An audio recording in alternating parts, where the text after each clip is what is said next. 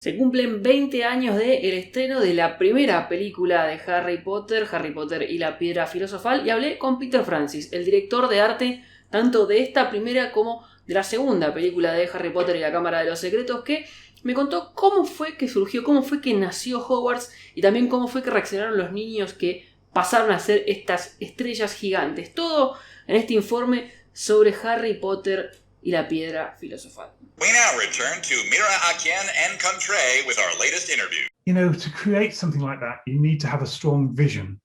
And Stuart has that. Stuart had that vision, and he still has. And, you know, to create a fantastical world like that, you have to have strong conviction in what you want, and Stuart has that, and he can sell that to a director. You know, he can explain to a director what it is he wants to build, and everybody would just say, Chris Columbus used to say to me, is he who must be obeyed around.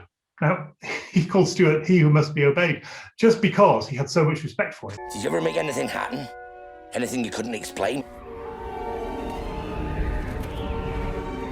You're a wizard, Harry. How was that pressure of translating the book into this movie, creating the world? You know that the books already had a huge amount of fans that were going to evaluate every little detail of your work. How was that pressure? Stuart is the most talented man. He'll always take something and look at it and turn it slightly and make you wow, I've never thought of that. So he'll take something quite normal, maybe. Originally, he wanted to, I think he wanted to shoot he wanted to turn the architecture upside down, I think, was his original plan. But of course, they couldn't do that because the first one, they had shot a lot of it on location. But it was an amazing experience because we had these three little kids who had never acted really before. Petrificus totalis. Do you remember how was the reaction of the kids when they saw the set for the first time and when they realized, okay, we are part of this world? I don't know if they were fans of the books, but they were becoming the students of Hogwarts. How was that reaction?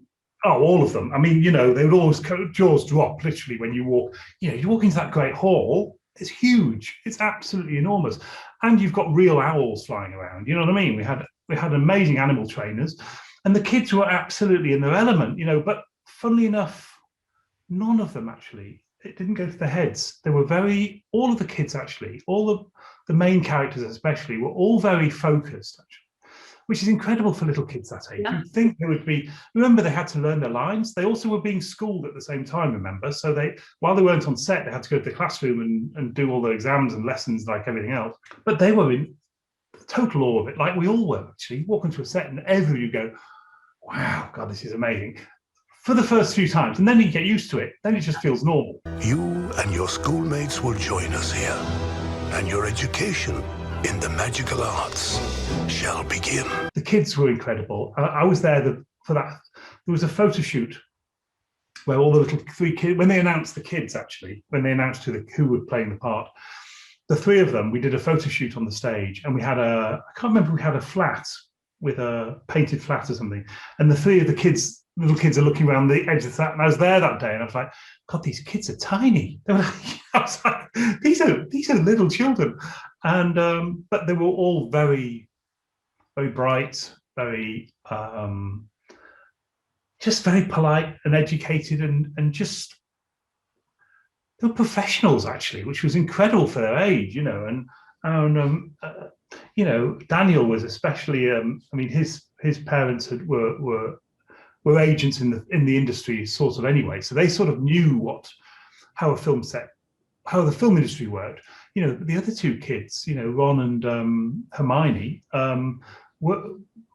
didn't come from acting or film families at all. You know, they were just they'd won the golden ticket, but it's one thing winning the ticket.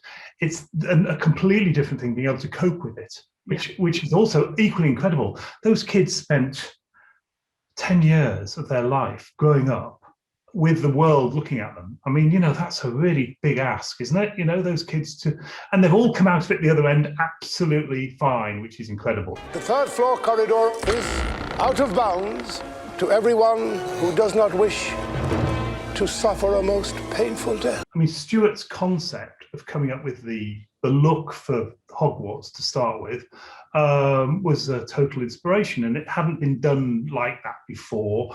And playing a lot with visual effects, obviously, which was still quite early days for visual effects, for good visual effects. Remember, it was it was early 2000s. So it wasn't, of course, there were visual effects, but nothing like you get now.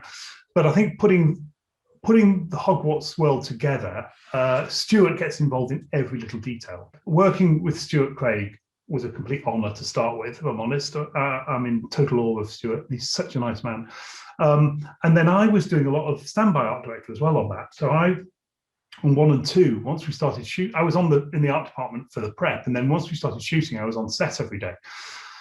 So that was amazing to see all this going on. Chris Columbus, amazing, great actor with the kids, absolutely. And they loved him and he loved them. And the rapport on the set between the kids and him was just brilliant, and they all loved him. So it was and for those kids really to be thrown into that world, what were they, 10, 9, 10? Yeah, I can't 11, remember. no, or 12, yeah, no more than that. Yeah. To be thrown into that world, where there's just you're on the most, you're in a fantasy world of these amazing sets, which were just incredible, but you've also got the world's attention was on them as well, of course. It was a huge deal, this making Harry Potter.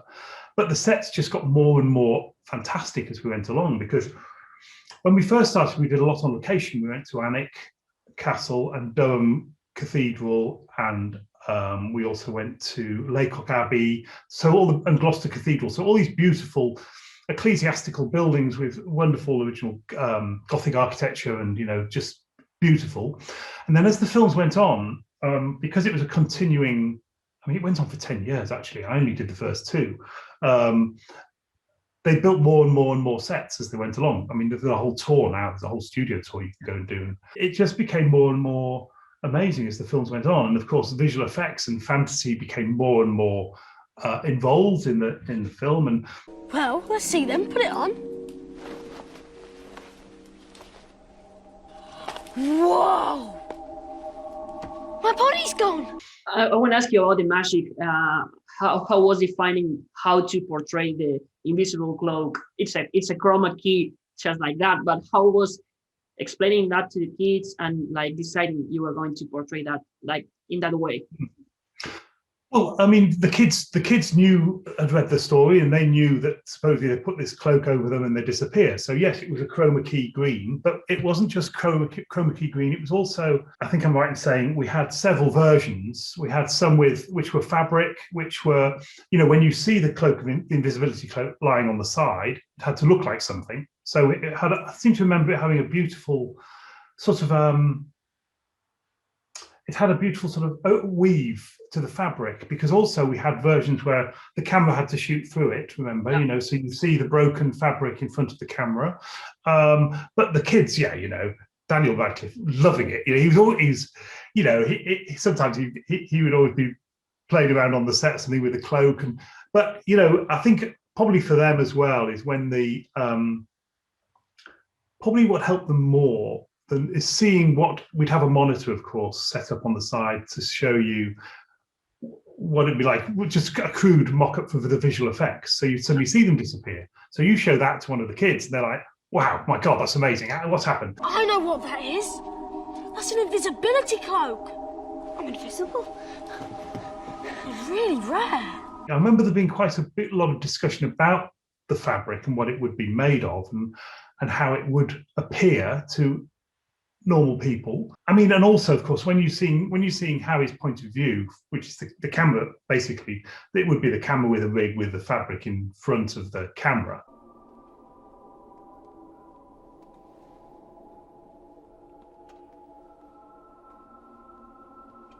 But the kids loved all of it. It was, you can imagine any kid actually at that age just being in seventh heaven, just playing that part, and in the sets and I remember Rupert Grint actually always used to kind of like he does in reality, like he does in the film. He's going, oh, wow, cool.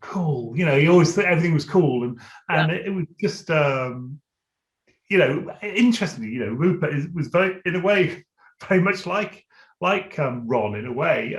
I don't mean just in his character and his nice sort of friendly, You know, they're all like that, actually. They're all very much, they were their characters. The real people were the characters, I have to say. You know, Daniel Radcliffe was Harry, of course, and we always see him as Harry. And Rupert Grint was Ron, you know, and Emma Watson, great job doing Hermione, you know.